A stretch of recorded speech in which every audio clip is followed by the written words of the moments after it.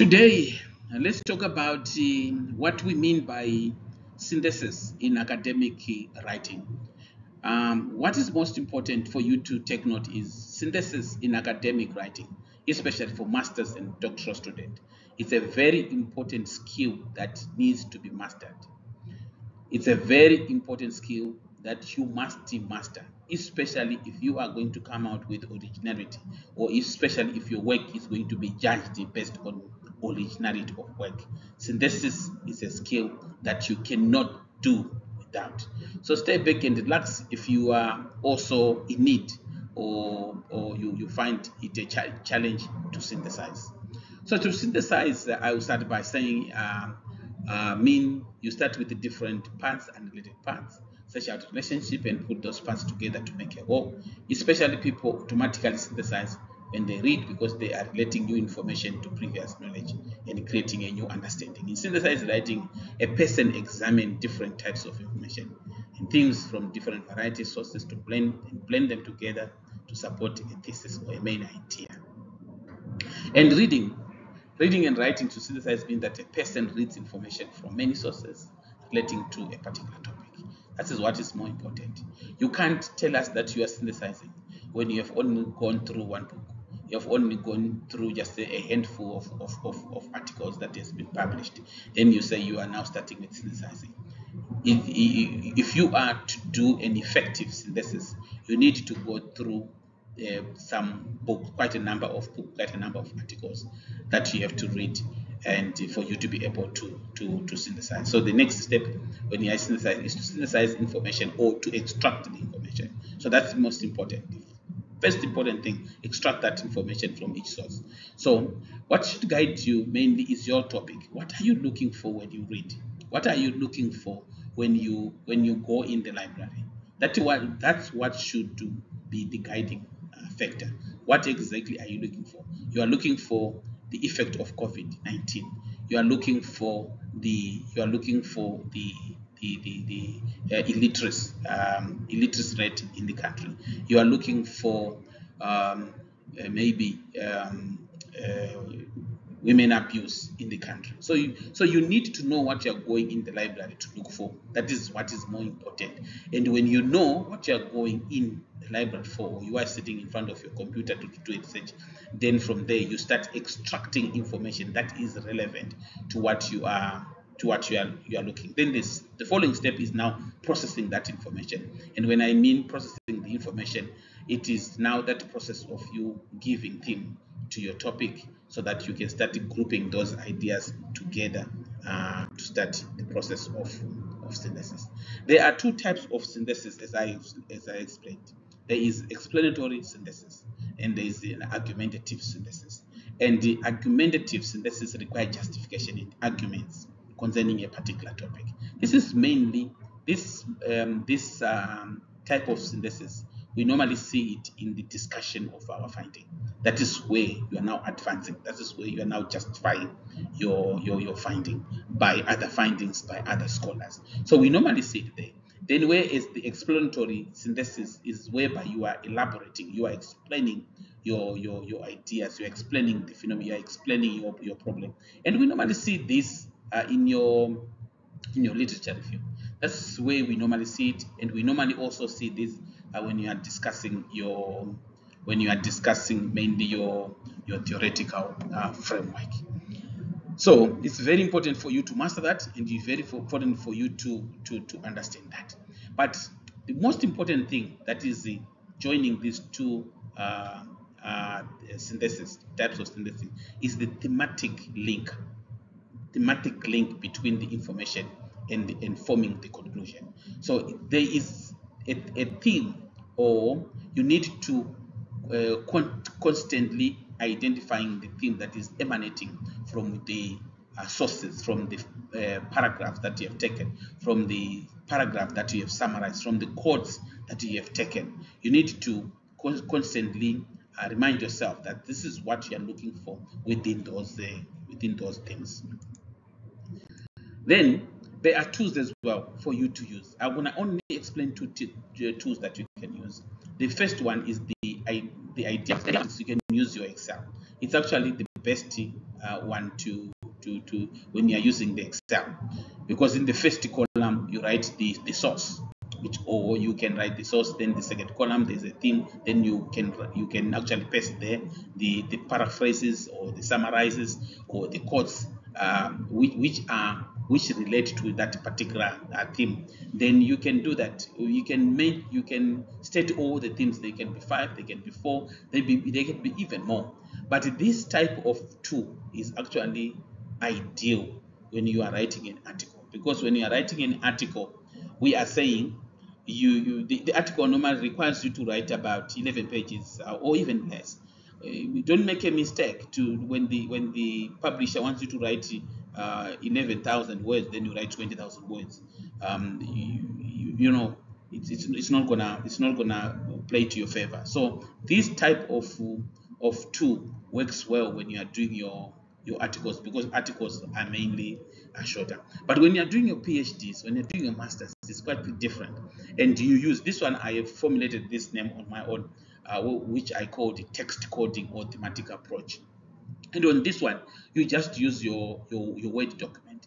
Whatever you read, you just read and you paste it on your Word document, as you see here. So the first step, as I explained, you identify relevant sources. It's very important for you to identify relevant sources. Don't waste the time reading sources that speaks nothing about your topic, about your problem. Just to go straight to what is relevant. Then read and extract points, ideas, sentence, concepts from there. From the right here, you can actually see where it's written in general profitability is defined as this is what I have been pasting as I was reading. So you see the first two scholars, the first two sentences are coming from two scholars, 2018. Then we have got also Katu 2019 and 2000. It's also very important for you to know about to learn to extract the most recent scholars, but mainly when you are discussing your finding. When you are discussing the findings, we want the most recent finding. Yes, when you are doing your literature review, you can get away with that. You can get away with sources of 1980s. You can get away with sources for 1970s, 1960s, especially for your theory. Yes, you can get away with that. But when you reach the discussion of finding, then you need to make sure that you use the most relevant information. Then after that, what you do now is, after reading how many pages, I don't know how many pages would have, then you come back again, you read those sentences and you quote them. So you can see we are quoting them: definition of profitability drive business operation, profitability drive farming operation, profitability of GMCs with local context, profitability. These are some of the codes that we have that are emanating from the text, and from there, then you now start grouping them together. All the texts that you have got, same the themes, you now group them together. So writing to synthesize involves taking those related ideas. That's what I was explaining. You take those related ideas that we have extracted from multiple sources and incorporate them in your writing. The most important now, when you are synthesizing, you are not summarizing, you are not paraphrasing to synthesize. That's what most student does. They put them together, they take them, they put them on a paraphraser. They take the idea and they actually say they have synthesized. No, to synthesize, we are saying you are structuring all those sources, those quotes, those paragraphs, or those summaries around your main idea, your main insight, your main thesis, your main argument. What is it that you are arguing? So you are using different scholars to support your argument.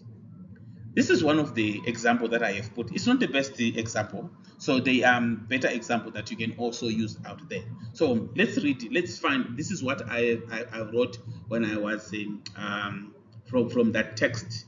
If you remember, a few slides about profitability. So several studies have shown that genetically modified cropping systems are less profitable for farmers. This is my idea. This is my idea. It's not coming from the scholars. This is the idea that I want to support. For example, Karamachedu study highlights the India's farmers struggling with the high indebtedness from genetically modified seed adoption. Bridge and Friends study in Europe shows GM crop commercialization decreases small-scale farmers' income. Studies in China and Philippines have shown that BT cotton farming is less profitable for farmers due to lower yield and high production cost. A study A US study by Weschler in France found that HT soybeans adoption had insignificant economic profitability for farmers, while Grigo and friends confirmed that the commercialization of genetically modified crops decreased the farmers' profitability. Meyer and friends found that South Africa genetically modified crops system encouraged corporate dominance in the plant breeding, resulting in crop in profit accruing to foreign seed corporation.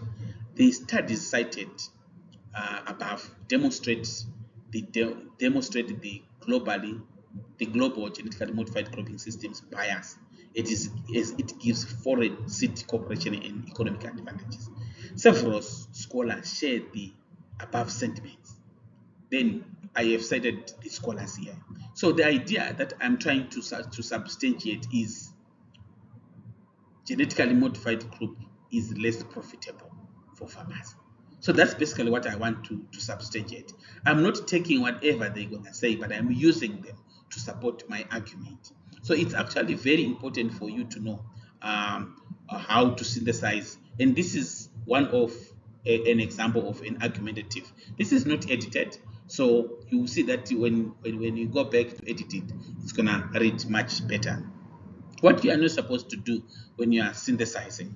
First, in writing a document that synthesizes ideas from multiple sources, multiple texts, is the impulse of many students to summarize and paraphrase a paragraph or a whole article, insert the summary, and then move on to the next text in the summary. So you are not doing that. You are not when you summarize, you are not synthesizing. When you paraphrase, you are not synthesizing. You can only start synthesizing when your main idea is actually forms the center of your argument. So offering your own perspective is actually key in paraphrasing. You then structure the body of your essay using the group of supporting ideas or themes, as you have noted in your ideal matrix or in the thematic document. So in the order that of your choice, you can just do whatever you want to do, which order you want to start with. And also when you write, if you are reading to understand, one thing that you should also know is that information will actually tell you which information to start, when to start, where to start. And if you read enough your literature, you read enough your sources, you actually see that everything starts to come together. They just fall apart. So one general rule is that you always structure writing to analyze around your own idea, and that you always offer your own idea about information from each text used. It's very important. It's very important.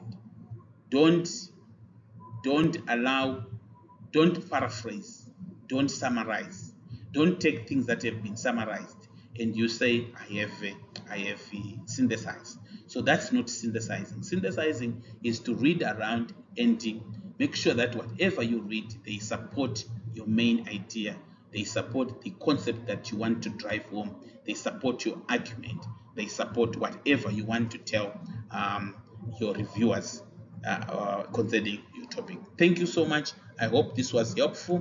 I'll see you in the next presentation on the techniques of synthesizing.